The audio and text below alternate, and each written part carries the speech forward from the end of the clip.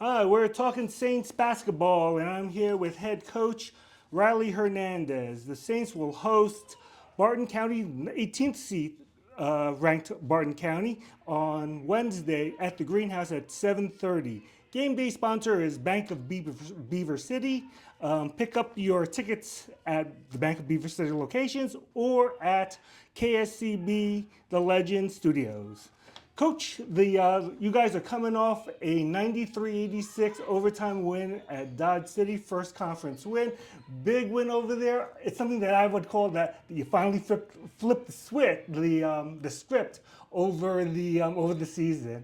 You know, you guys were ahead and then unfortunately sort of dropped. This time, you guys were trailing all through the way or through the second half, and then you guys made the plays at the end. And I'm sure that there were times also that you kind of held your breath a little bit, but you guys come out with the victory. Yeah, absolutely. And we've been, like you said, we've been on the other end. We've been in a lot of tight ball games and have just come up short. And this one, we were down as many as 9 with 2.5 left, and then down as many as 9 with a minute 10. Left. Yeah. Mm-hmm. And still found a way. Guys taking on roles, defense, offense, defense, when we had to make those substitutions, doing those things willingly, trying to play together to try to make the right play. And that second half defensively was a great half for us. We held them under 30%, or to 30% rather, and offensively we shared it a lot better. And I think we're coming out of that bye week. We came out and just seemed to hair off a little bit in the first half and just let our guys know we needed to stay at it and stay together. And I think we're starting to come more together. We're seeing it kind of more and more as it goes, and excited for us to keep going. And yeah, got another tough test in number 18 on our floor, and a team that's been ranked as high as number 1 in the country to start the season, and is the reigning national champions and the reigning Jayhawk champions. So got our hands full on Wednesday night. Yeah. What's sort of the mentality? Do you think that this is, we look at moments a lot of times in basketball or in athletics about certain turning points and such. This team has, even though the record, as you constantly talked about the record, not necessarily indicative of how it plays. Every game is a learning experience, and you kind of wonder whether or not this can flip a team this year. And I know that's kind of cliche, but at the same time too, I'm sure that you're finally seeing this team. We always knew the talent was there. Absolutely. One of the things here is that I heard about was basically the defense. You guys worked so hard on defense coming into the team. Not that you don't really, but I mean, that was a real big emphasis. And you guys knew you could score, and then there was the mental mistakes, and there still were a couple over there, but you guys managed to overcome that. Do you think that sort of comes in, and I guess as a coach, do you worry that the team suddenly becomes overconfident because you guys picked up a win like that? Yeah, absolutely. It's kind of it's a tale between two opposite ends of the spectrum, and trying to keep our guys somewhere in the middle, win or loss. And we've had a lot of close ones that have led us to feeling like we're not any good. Now, like you said, can we get to a space where we feel like we're unstoppable? Absolutely. And I think that's kind of just the mold of an 18 to 22-year-old man trying to find his own, right. Has some success, and then finds and sees the most out of themselves, right. And then also doesn't and is way down in the dumps. So just trying to keep us moving forward as people and keep us moving forward as men, and just doing the next right thing and honoring the next right play. And as we're trying to come together, trying to look past maybe where our record is and not look at the outcomes, but more look at those learning opportunities. We're a really young team, and with Luva out and with Gary Grant out, we get a lot younger. Right. So trying to keep those young guys in that mold and pushing together and moving in a positive space and not getting down on each other, not getting down on themselves.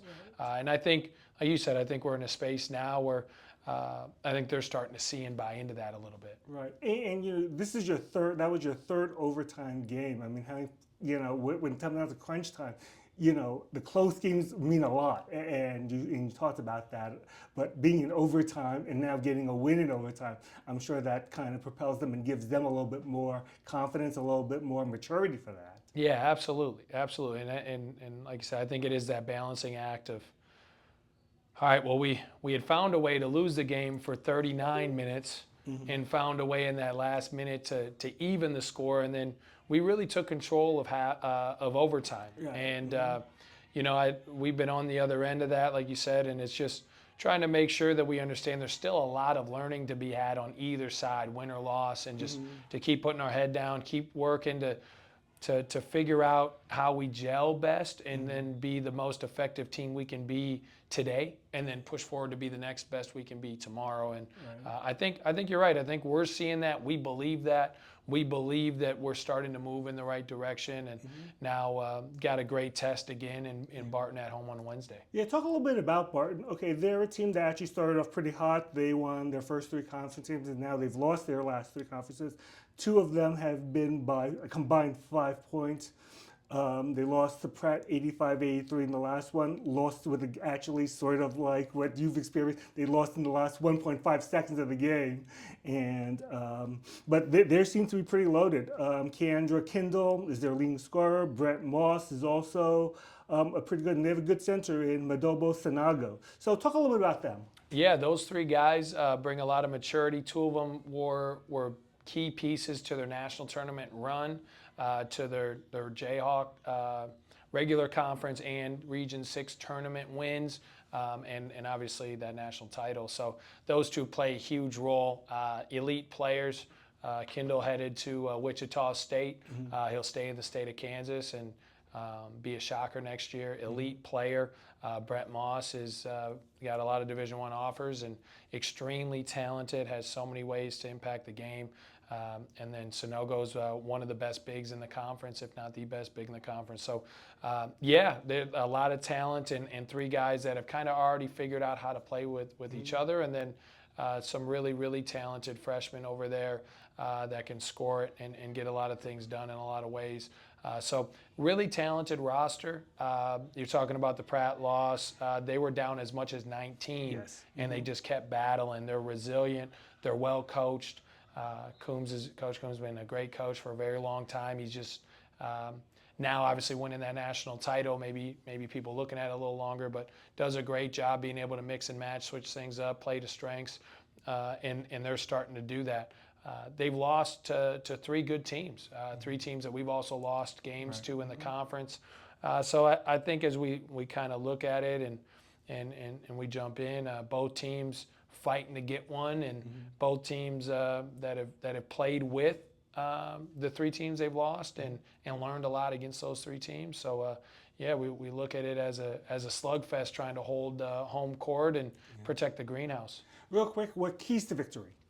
Yeah, I think growing up, we've got to show growth. We've got to show the ability to have poise. They're going to go on some great runs. They're a great transition team. They score it well in transition, and they've got 2 guys that are very mature and very talented in scoring in at all 3 levels. So being able to weather that and not get too far down and stick to our principles while they're scoring the basketball, and then for us being able to work through the problems that might arise on the defensive end with us, and sharing the basketball when we're seeing the problems that arise when we're on offense. So I think for us, if we can stay physical and stay connected, stay together, we give ourselves a chance to be in that game in the final 2 minutes, and hopefully we can then push ourselves down that trajectory of going 1-0 in those type ball games as opposed to 0-1. And like I said, so it's going to be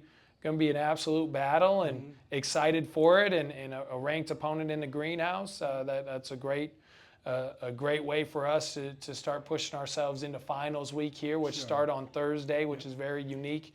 So Wednesday is the day before finals, and then we close that chapter there. So excited about this game, and excited for our team. Do you have to think that you have to be more deliberate against Barton? Yeah, it's a part of that maturity, a part of that growth is being able to retain possession, and as simply put, putting the ball up before you turn it over. Okay. So we've turned it over 17 times a game. We've got to limit that. We've had two 2 games that have kind of ballooned that. We've had 30-plus turnover games, and we think we've got that in better control. But for us, we have to continue down that direction. That's a focus thing, and that's a technique thing, fundamental thing, playing off of 2 feet, playing under control, and then being sure of your pass, and then throwing through your target, not to it. So it's something we've really put a lot of emphasis on, and we're not seeing exactly what we believe we should see there, and being able to secure the ball and take care of it, and hoping we see that now moving forward. Okay, Coach, good luck against Barton, the Cougars. The Saints host the Cougars at 7:30 at the Greenhouse on Wednesday. Again, the game day sponsor is Bank of Beaver City. Go get tickets at their locations or at KSCB The Legend. You need tickets to get into the game. Coach, good luck. Thank you.